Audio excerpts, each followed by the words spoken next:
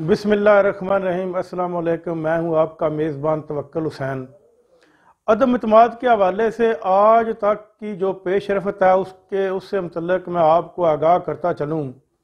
Opposition ने भी अपनी मुलाकातें तेज़ कर दी हैं, जबकि हुकूमती इत्तेहाद भी जो है वो अपनी मुलाकातों में मसरूफ़ है।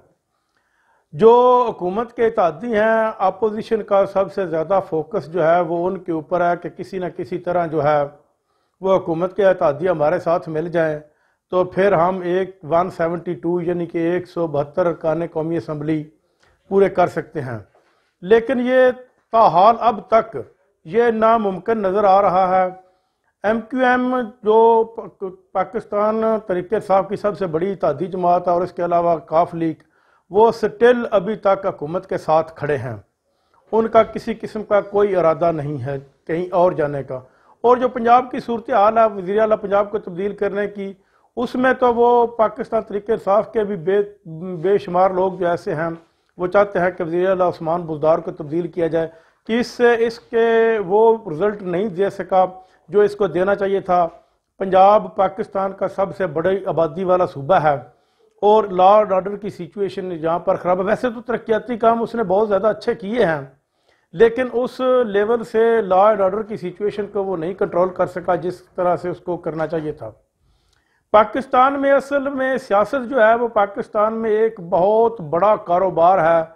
इसमें ये MNA ये MPA थोड़े बहुत पैसे लगाते हैं या जो भी इनके लगते हैं, तो जब ये कामयाब हो जाते हैं तो इससे कई गुना ज़्यादा कमाते हैं। मेरा तल्लुक मंडी बहाउद्दीन से है। मैं मंडी बहाउद्दीन के 1985 से लड़ने वाले इलेक्शन उम्मीदवारों को जानता हूँ जो कामयाब होते रहे हैं या नाकाम होते रहे। पहले तो 2-2 3-3 साल की हुकूमतें होती रही, और अब जो एक दफ़ा भी MPA या MNA बन गया उसने इतनी की जायदाद बना लिया है कि अगली उसकी 7 नस्लें भी बैठ कर खाएं तो उससे ख़त्म नहीं होगी।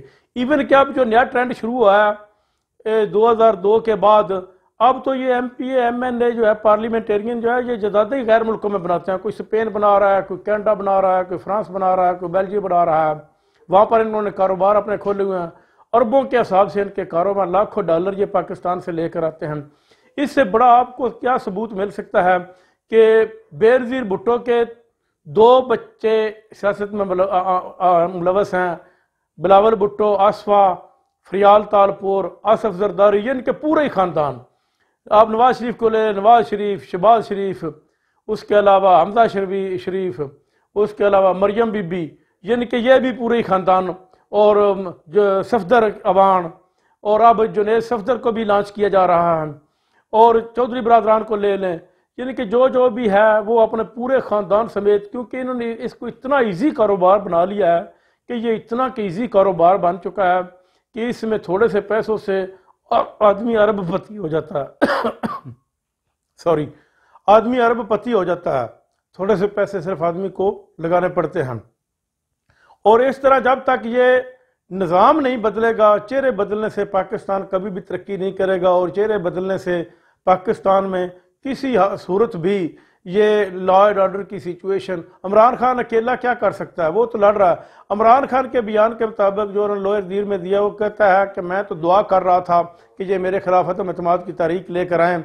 अल्लाह ने किया कि ये तीनों जो है वो मेरे एक शिकंजे में आ चुके हैं। अब या इनकी खैर नहीं है, अब इनको पता चल जाएगा कि हमने किस तरह इमरान खान के खिलाफ अदम एतमाद की तारीख लाई है।